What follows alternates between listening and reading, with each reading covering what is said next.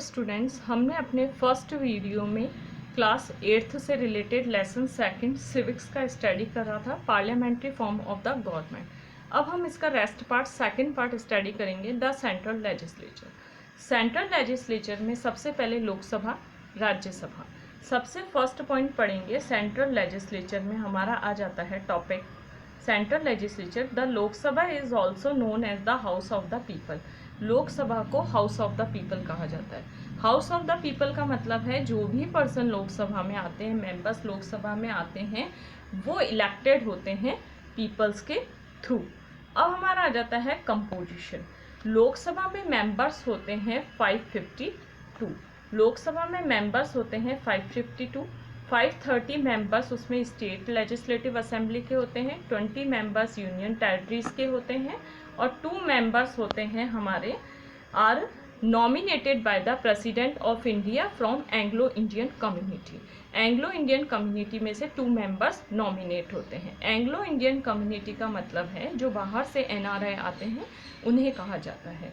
अब हमारा आ जाता है लोकसभा के जो मेंबर्स होते हैं उनका टेन्योर होता है 5 ईयर्स। टेन्योर का मतलब होता है बेटा duration.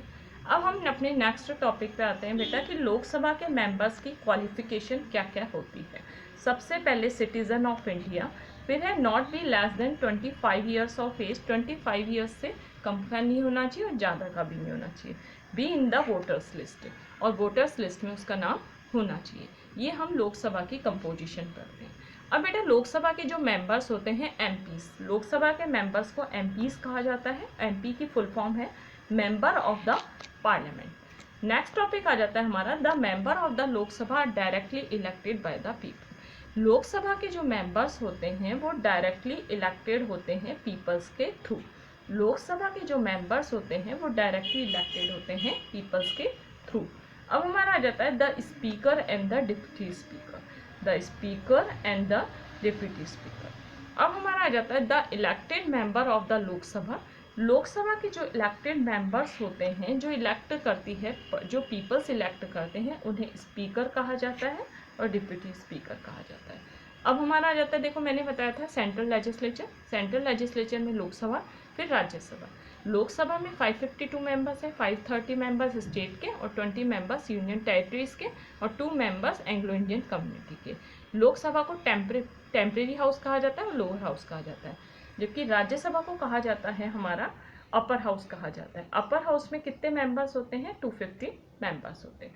The members of the Rajya Sabha is divided into 2 parts. Rajya Sabha के मेंबर्स को 2 पार्ट्स में डिवाइड किया गया है। सबसे फर्स्ट पॉइंट है हमारा इलेक्टेड मेंबर, सेकंड पॉइंट है हमारा नॉमिनेटेड मेंबर। इलेक्टेड मेंबर का मतलब होता है जो पीपल्स इलेक्ट करते हैं और नॉमिनेट का मतलब होता है जो अपॉइंटमेंट प्रोसेस होता है। अब हमारा आ जाता है the total strength of the member of the Rajya Sabha. Rajya Sabha की टोटल स्ट्रेंथ मैक्सिमम मतलब 245 मेंबर्स होने चाहिए सबसे पहले। फिर हमारा आ जाता है और मैक्सिमम स्ट्रेंथ कितनी होनी चाहिए? ज़्यादा से ज़्यादा मेंबर 250 होने चाहिए। प्रेजेंटली राज्यसभा में मेंबर्स हैं 245। इसमें 238 मेंबर्स तो स्टेट के होते हैं और यूनियन टेरिटरीज के मेंबर होते हैं और 12 मेंबर नॉमिनेट करता है प्रेसिडेंट।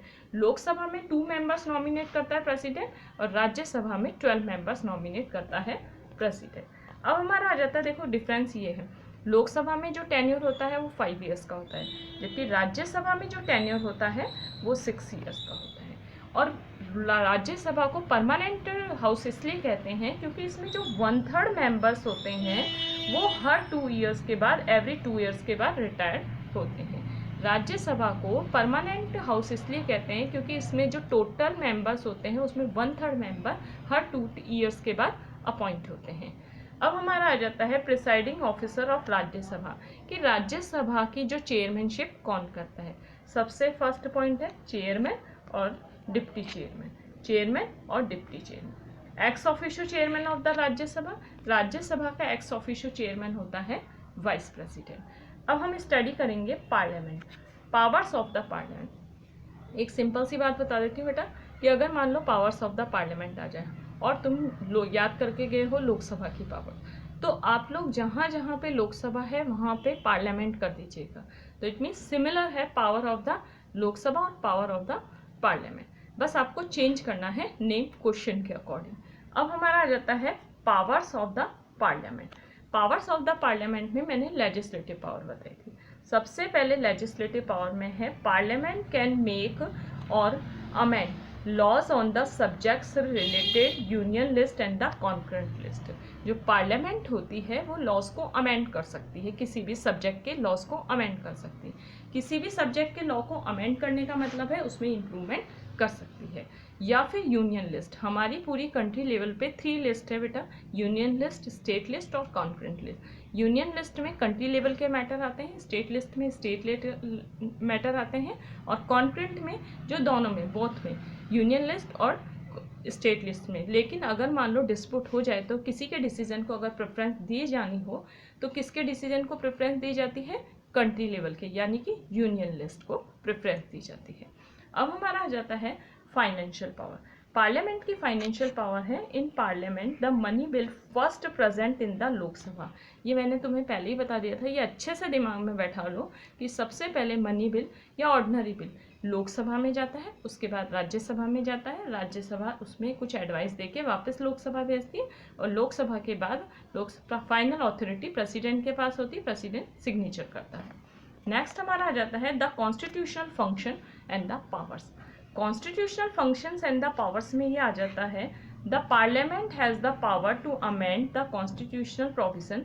पार्लियामेंट कॉन्स्टिट्यूशन के किसी भी प्रोविजन में अमेंडमेंट कर सकती है। किसी भी प्रोविजन मतलब कि अगर मान लो कोई आर्टिकल है, उस आर्टिकल में अमेंडमेंट करना हो तो पार्लियामेंट की दोनों हाउसेज, इट मीन्स लोकसभा और राज्यसभा की सहमति, कंसेंट जरूरी है। कितने परसेंट मेजोरिटी होनी चाहिए? 2/3 मेजोरिटी होना कंपलसरी है। अब हमारा नेक्स्ट पॉइंट आ जाता है एग्जीक्यूटिव पावर। पार्लियामेंट की एग्जीक्यूटिव पावर में आ जाता है the parliament control the executive. Parliament council of minister को कंट्रोल करती है। सबसे पहले एग्जीक्यूटिव का मतलब ही क्या होता है? Council of minister. एग्जीक्यूटिव का मतलब होता है काउंसिल ऑफ मिनिस्टर, और पार्लियामेंट पूरे काउंसिल ऑफ मिनिस्टर को कंट्रोल करती है। काउंसिल ऑफ मिनिस्टर को कैसे कंट्रोल कर सकती है? अगर मान लो जैसे काउंसिल ऑफ मिनिस्टर कोई भी लॉ बनाते हैं तो उस लॉ से रिलेटेड काउंसिल ऑफ मिनिस्टर से पार्लियामेंट क्वेश्चंस पूछ सकती है और उनकी पॉलिसीज वगैरह के बारे में डिस्कशन कर सकती है। तो इस तरीके से पार्लियामेंट काउंसिल ऑफ मिनिस्टर पे कंट्रोल कर सकती है। एक चीज़ मैं और बता देती हूँ बेटा, काउंसिल ऑफ मिनिस्टर का हेड होता है कंट्री लेवल पे प्राइम मिनिस्टर और स्टेट लेवल पे चीफ मिनिस्टर होता है। अब हमारा आ जाता है next topic, the members of the parliament, Lok Sabha, Rajya Sabha, and the elected members of the state legislative assembly elect the president. अब बेटा पार्लियामेंट होती है वो प्रेसिडेंट, वाइस प्रेसिडेंट इनको इलेक्ट करने का काम भी करती है। अब प्रेसिडेंट और वाइस प्रेसिडेंट को इलेक्ट करने में कौन कौन होता है? सबसे फर्स्ट हमारा आ जाता है लोकसभा और राज्यसभा के मेंबर्स आ जाते हैं, फिर स्टेट लेजिस्लेटिव असेंबली के मेंबर आ जाते हैं। ये सारे प्रेसिडेंट को, वाइस प्रेसिडेंट को, सुप्रीम कोर्ट और हाई कोर्ट के चीफ जस्टिस को अपॉइंट करने का काम करते हैं, वो रिमूवल प्रोसेस में भी इंक्लूड हो। अब हमारा आ जाता है next point, the parliament plays and the important role in the making of law. Parliament law बनाने में एक इम्पॉर्टेंट रोल प्ले करती है। कैसे? Because a law is framed on the approval of a bill. एक बिल लॉ के approval में तभी होता है जब सबसे पहले a bill is a kind of the approval government, सबसे पहले अप्रूवल के लिए बिल जाता है लोकसभा में, इट मीन्स पार्लियामेंट में जाता है, फिर राज्यसभा में जाता है। अब ये बिल जो अलग अलग प्रोसेस के थ्रू होता है, घूमता है, सर्कुलेट करता है, वो कौन कौन से प्रोसेस है? सबसे पहले बिल 2 टाइप्स से होते हैं। सबसे पहले आ जाता है ऑर्डिनरी बिल आ जाता है हमारा, और मनी बिल आ जाता है। सबसे पहले मनी बिल में फर्स्ट रीडिंग, फर्स्ट स्टेज होती है, the bill is introduce in the house by the minister and the private members. सबसे पहले लोकसभा में बिल को इंट्रोड्यूस करने का काम कौन करता है? मिनिस्टर्स करते हैं। सेकेंड स्टेज पे क्या होता है? बहुत लंबा डिस्कशन चलता है और बहुत अलग अलग एस्पेक्ट्स पे लंबा डिस्कशन चलता है। ये है सेकेंड स्टेज, कोई भी बिल लॉ बनने से पहले 3 स्टेजेस में होता है। थर्ड रीडिंग, थर्ड रीडिंग में ओनली ए ब्रीफ डिस्कशन, छोटा सा डिस्कशन होता है दोनों हाउसेज में, लोकसभा और राज्यसभा में, उसके बाद वो बिल लॉ बन जाता है। अब हमारा आ जाता है फाइनल है कि जब बिल लॉ बनता है, फाइनल है प्रेसिडेंट अप्रूवल, प्रेसिडेंट का अप्रूवल होता है। अब हमारा आ जाता है next money bill. Money bill का क्या प्रोसेस होता है? Very important question.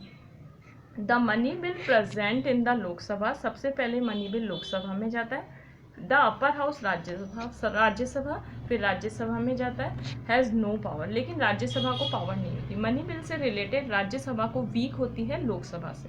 To delay it, Rajya Sabha delay कर सकती है, लेकिन उसे 14 डेज के अंदर अंदर ड्यूरेशन में उसे वापस लोकसभा को भेजना पड़ता है। फिर है ये है लोकसभा के पास जब बिल आ जाता है तो फाइनली प्रेसिडेंट के अप्रूवल के लिए वो बिल चला जाता है और उस पर प्रेसिडेंट अपने साइन करते हैं। अब है हमारा the prime minister and the council of minister. Prime minister और द काउंसिल ऑफ मिनिस्टर में सबसे पहले हमारा आ जाता है real head of the executive. मैंने तुम्हें बता दिया था हमारे इंडिया में पार्लियामेंट्री सिस्टम है। पार्लियामेंट्री सिस्टम का मतलब ही ये होता है कि रियल हेड होता है एग्जीक्यूटिव डिपार्टमेंट का। इट मीन सारे वर्क किसके बेस पे होते हैं, प्राइम मिनिस्टर के बेस पे होते हैं। अब हमारा आ जाता है सबसे फर्स्ट पॉइंट है appointment bye the president. President इसका अपॉइंटमेंट करता है प्राइम मिनिस्टर का। सबसे पहली वुमेन प्राइम मिनिस्टर थी Indira Gandhi, first women prime minister of India Indira Gandhi. अब हम पढ़ते हैं प्राइम मिनिस्टर का रोल क्या होता है। सबसे पहले on advice of the prime minister की एडवाइस पर ही जो प्रेसिडेंट होता है वो लोकसभा को डिसॉल्व कर सकता है। प्राइम मिनिस्टर की एडवाइस पे ही प्रेसिडेंट लोकसभा को डिसॉल्व कर सकता है। और सेकंड पॉइंट हमारा आ जाता है प्राइम मिनिस्टर मीडिएटर होता है काउंसिल ऑफ मिनिस्टर और प्रेसिडेंट के बीच में। It means council of minister से रिलेटेड डिस्कशन प्रेसिडेंट तक पहुंचाता है और प्रेसिडेंट का जो डिसीजन होता है वो काउंसिल ऑफ मिनिस्टर्स तक लाता है। इट मीन्स मीडिएटर का काम किसने किया, प्राइम मिनिस्टर ने किया। अब स्टूडेंट ये टॉपिक हमारा यहीं फिनिश होता है। अब हम इस लेसन का सेकंड लेसन का ही सिविक्स का क्लास 8 से related parliamentary form of the government का रेस्ट पार्ट और फाइनल पार्ट हम नेक्स्ट वीडियो में डिस्कस करेंगे।